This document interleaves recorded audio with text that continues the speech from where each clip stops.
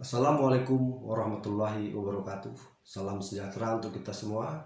Om Swastiastu, Namo Buddhaya, salam kebajikan.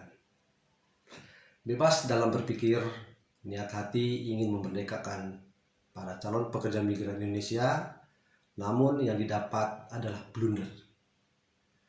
Mengapa permasalahan peraturan kepala badan nomor 9 tahun 2020 menjadi blunder? Apakah ada yang salah dengan peraturan kepala badan ini? Jawabannya tentu tidak ada masalah. Dan mengapa bisa menjadi blunder? Silakan simak penjelasan kami dari Lembaga Pengawasan Kebijakan Pemerintah dan Keadilan. Di sini kami mendapatkan menyoroti ada pasal 4 buah pasal yang menjadi kendala atau penghambat terlaksananya peraturan kepala badan nomor 9 tahun 2020.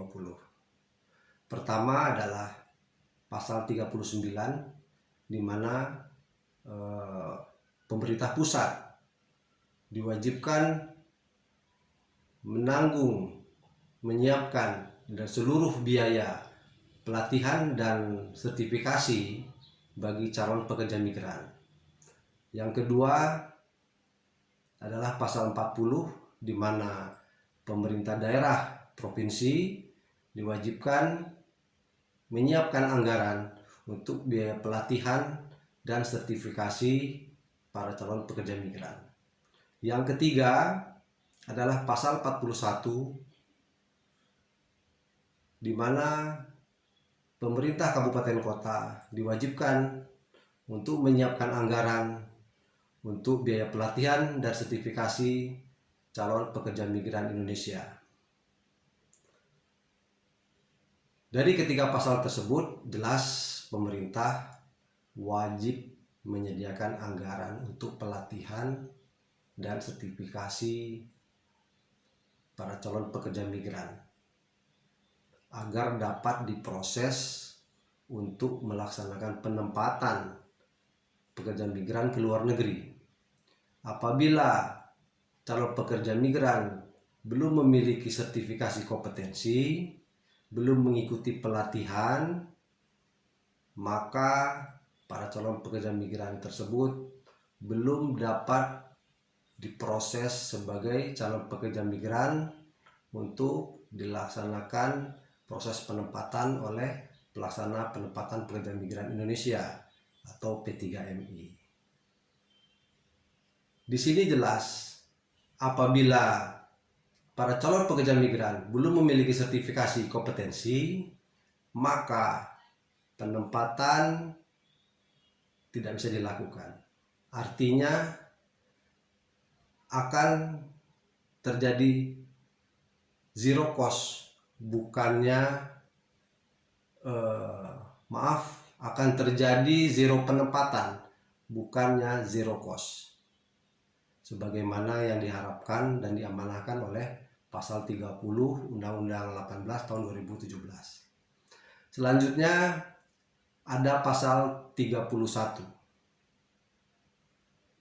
Pasal 31 Undang-Undang 18 tahun 2017 di mana pemerintah wajib melaksanakan Memorandum of Understanding MOU bilateral dengan negara-negara penempatan agar jelas di sana tertuang hak dan kewajiban. Karena bagaimanapun penerapan pasal 30 tentang pembebasan biaya penempatan tidak seluruhnya dapat diterima oleh negara-negara penempatan. Contohnya negara Singapura, di mana pemerintah Singapura membolehkan para agensi pekerja untuk mengambil gaji para pekerja migran maksimal 2 bulan gaji. Nah, di sini jelas bertentangan aturan yang ada di Singapura dengan peraturan kepala badan. Jadi ketika kita berbicara undang-undang, pasal 30 ayat 1, di mana dilarang untuk membebankan biaya penempatan kepada calon pekerja migran, dan sebagai turunannya adalah Peraturan Kepala Badan nomor 9 tahun 2020. Jelas di situ bahwa setelah adanya peraturan kepala badan, maka peraturan perundang-undangan pasal 30, kita tidak bicara lagi masalah undang-undangnya, tetapi bicara masalah peraturan kepala badannya. Jadi penerapan di sini adalah sebuah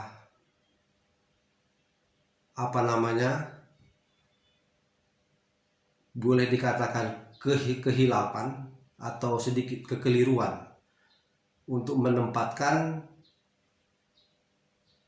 timingnya, bahwa pelaksanaan pasal 30 Undang-Undang 18 2017 itu sebaiknya dilaksanakan di akhir, agar tidak terjadi masalah apabila pasal 39, 40, 41 dan pasal 30 ini telah sukses dilaksanakan, maka pasal 30 tentang pembebasan biaya ini untuk memerdekakan calon pekerja migran itu tidak jadi bermasalah. Tetapi ketika pasal 30 ini dipaksakan untuk diterapkan, dilaksanakan saat ini, maka disitulah akan menjadi blunder. Mengapa jadi blunder? Karena belum siapnya pemerintah menyiapkan anggaran sesuai dengan amanah pasal 39, yaitu pemerintah pusat, pasal 40 pemerintah provinsi, pasal 41 pemerintah kabupaten kota. Sudah siapkah pemerintah menyiapkan anggaran untuk para calon pekerja migran? Jika belum siap, maka sebaiknya pasal 30 ditunda hingga terlaksananya pasal 39, 40, dan 41. Setelah terlaksana bahwa pelatihan ini ditanggung oleh pemerintah dengan anggaran yang cukup, maka perlu juga dilakukan Memorandum of Understanding dengan negara-negara penempatan sesuai amanah pasal 31 Undang-Undang nomor 18 tahun 2017. Setelah selesai melaksanakan MOU dengan negara-negara penempatan, maka tidak akan ada masalah lagi dengan pasal 30 tentang pembebasan biaya penempatan bagi para calon pekerja migran, karena sudah ada yang menanggungnya. Untuk pelatihan dan sertifikasi sudah ditanggung oleh pemerintah, baik pusat, provinsi maupun kabupaten kota. Nah, untuk negara-negara penempatan telah dibuatkan nota kesepahaman MOU bilateral, hak dan kewajibannya, mana-mana saja harus ditanggung oleh para pengguna dan mana yang menjadi kewajiban dari pihak Indonesia. Jadi di sini ada sedikit kesalahpahaman ketika kepala badan mengeluarkan zero cost untuk biaya penempatan, maka dari pihak para pengguna mindsetnya atau pikirannya seolah-olah seluruh biaya penempatan ditanggung oleh majikan. Di situ para pengguna maupun agensi yang ada di negara-negara penempatan merasa keberatan. Tentunya apabila dijelaskan dengan adanya poin-poin yang harus ditanggung oleh pihak para pengguna dengan adanya MOU, maka akan terang benderang jalur untuk melaksanakan pasal 30 Undang-Undang 18 2017 dan Peraturan Kepala Badan nomor 9 tahun 2020 tidak ada masalah lagi untuk dilaksanakan. Jadi disinilah kami memberikan pencerahan dan sedikit kritik bagi pemerintah agar sebaiknya sebelum mengambil keputusan itu diadakan diskusi bersama stakeholder, para pengusaha P3MI, asosiasi, kemudian para pemerhati, LSM, Komisi 9, dan para stakeholder yang lainnya, agar tidak simpang siur dan tidak hanya mendengarkan bisikan-bisikan yang hanya mementingkan kepentingan pribadi. Terkadang ada persaingan usaha di mana ada yang ingin negara tujuan A terhenti supaya negara tujuan B yang dia kelola lancar. Demikian juga sebaliknya dengan negara-negara yang penempatan yang lainnya. Untuk itu kami berharap Bapak Benny Ramdhani dengan statement yang telah dikeluarkan bahwa apabila pernyataan pelaksanaan pasal 9 2020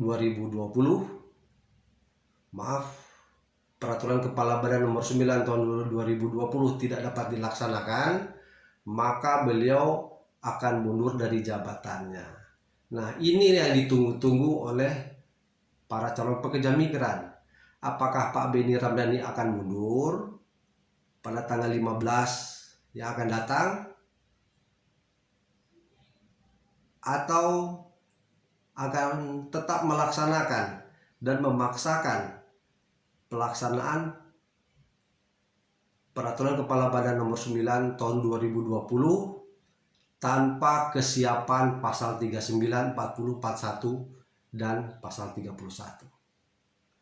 Demikian dari kami, Amri Abdi Piliang, Wasekjen 1 Komisi Nasional Lembaga Pengawasan Kebijakan Pemerintah dan Keadilan, mengucapkan terima kasih. Wassalamualaikum warahmatullahi wabarakatuh.